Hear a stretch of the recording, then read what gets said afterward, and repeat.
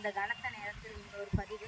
இந்த பதிவு என்ன அப்படின்னா, அன்பு சகோதரர் தீபக் பாண்டியன் அண்ணன் வந்து நம்மளை விட்டு பிரிஞ்சு போயிட்டாங்க.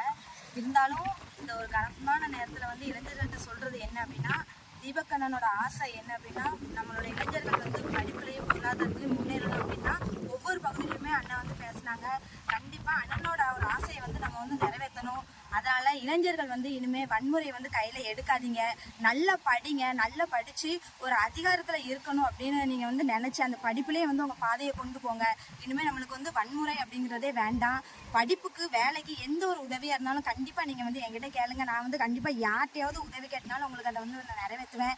நீங்கள் வந்து தீபக் அண்ணன் பாதையில் பயணிக்கணும் அப்படின்னீங்கன்னா அவங்களோட ஆசையான படிப்பை வந்து நம்ம வந்து முன்னெடுத்து செல்லணும். படிப்பில் நம்ம நல்லா படித்து ஒரு அதிகாரத்துக்கு போனால் தான் பொருளாதாரம் நம்மளுக்கு கிடைக்கும். நம்ம என்னைக்கு கல்வியிலையும் பொருளாதாரத்தையும் முன்னேறதமோ அன்னைக்கு தான் நம்ம சமூகம் வந்து முன்னேறும். ஏன்னா அண்ணனோட ஆசை வந்து அதுதான், நம்ம சமூகம் வந்து என்னைக்கு முன்னேறணும் அப்படின்றது அவங்க ஒவ்வொரு பக்கமும் வந்து அவங்க போராடிக்கிட்டு இருந்தாங்க.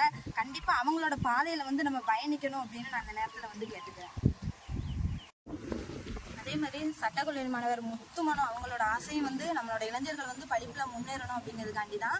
அதனால தான் தீபக் அண்ணனோட இறுதிச்சடங்குல கூட அந்த நேரத்தில் அவங்களால வந்து புத்தகங்களை வச்சு புதைச்ச காரணமே இதுதான். நம்மளோட இளைஞர்களுக்கு வந்து விழிப்புணர்வு வரணும், நம்மளுக்கு கல்வி மட்டும்தான் நம்மளை வந்து முன்னேற்றம் அப்படிங்கிறது வந்து இளைஞர்கள் புரிஞ்சுக்கிடணும் அப்படிங்கிறதுக்காண்டி தான் தீபக் அண்ணனோட இறுதிச்சடங்குல வந்து நம்ம புத்தகத்தை வச்சு வந்து புதைச்சோம்.